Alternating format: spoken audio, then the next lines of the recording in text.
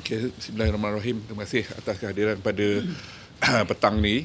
Terlebih utama kita nak memperkenalkan iaitu Jinju International Agriculture and Food Expo 2014. Kerana Dewan Perniagaan telah menjadi host kepada negara-negara Asia. Jadi peluang ni tidak mudah dapat diberi kepada negara-negara yang lain.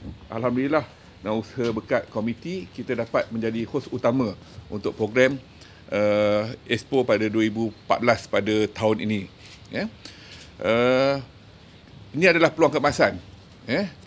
Dia ada dua kategori peluang, iaitu peluang yang pertamanya, peluang keemasan ke Korea.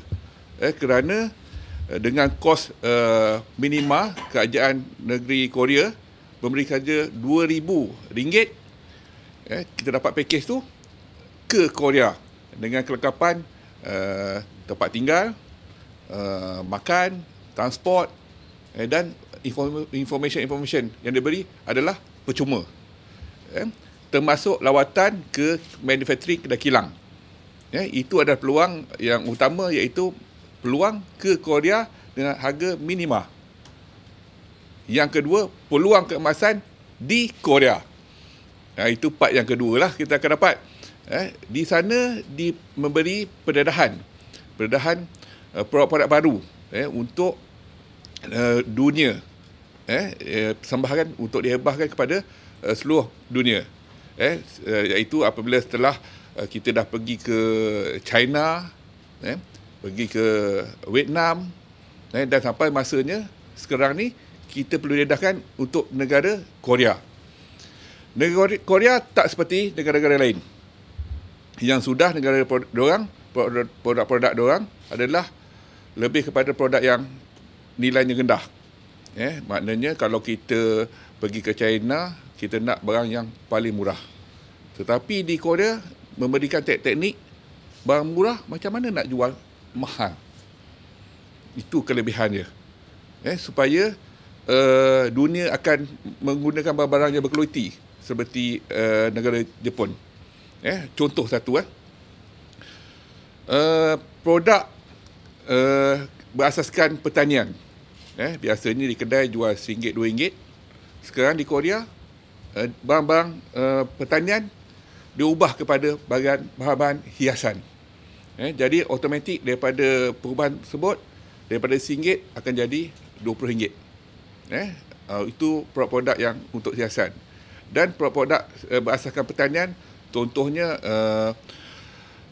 jagung. Jagung. Kalau kita kat Malaysia ni kita ada satu jenis jagung. Tapi di Korea ada 12 jenis jagung.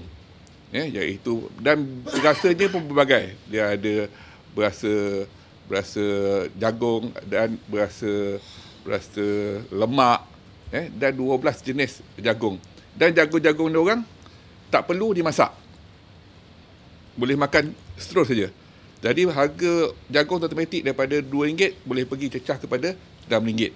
Jadi benda-benda macam ni yang perlu kita ketahui. Dari segi pakaian dia pula, design. Dia tak jual dah barang-barang murah. Dia pergi ke barang yang standard dia lebih tinggi. Dari segi pakaian, dia lebih kepada hiburan.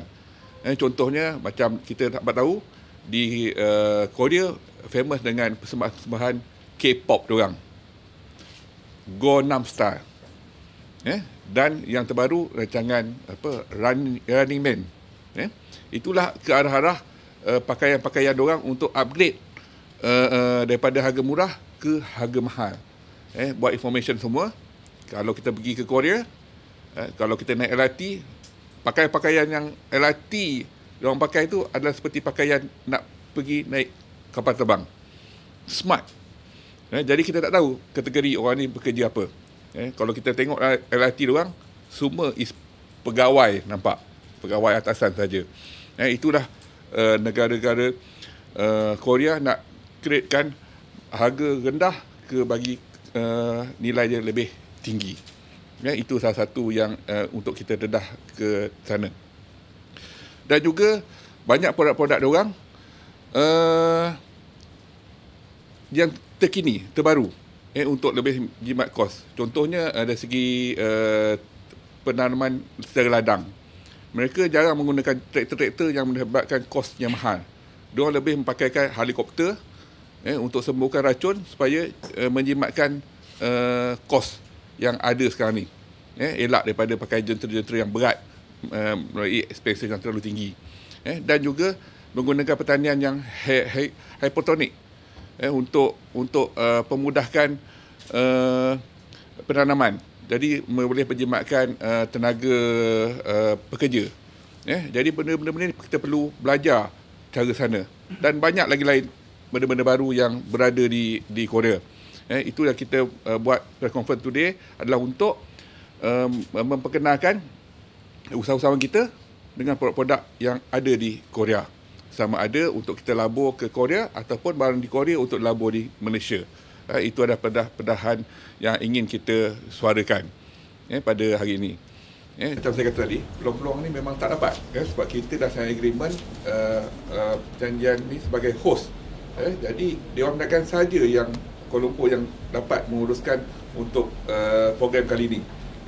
Dan selain pada package tadi, package iaitu 2,000 selama 5 hari sebagai buyer, dan ada satu package yang special pihak Korea bagi untuk kita wujudkan satu pavilion. Jadi kalau usahawan-usahawan kita daripada Malaysia untuk membuka satu booth atau lebih di sana, hanya tambah 3,000 saja. Itu harga adalah dibagi untuk Malaysia saja. Tapi kalau sekiranya daripada luar negara lain, dia akan charge iaitu 2,000 US dollar. Iaitu kalau ringgit Malaysia iaitu lebih kurang sekitar 6,000. Iaitu peluang keemasan yang orang kata perlu diambil oleh usahawan-usahawan kita. Selaras dengan dasar kerajaan untuk memasarkan barangan-barangan Malaysia, especially because we are a raw material exporter pada takat ni.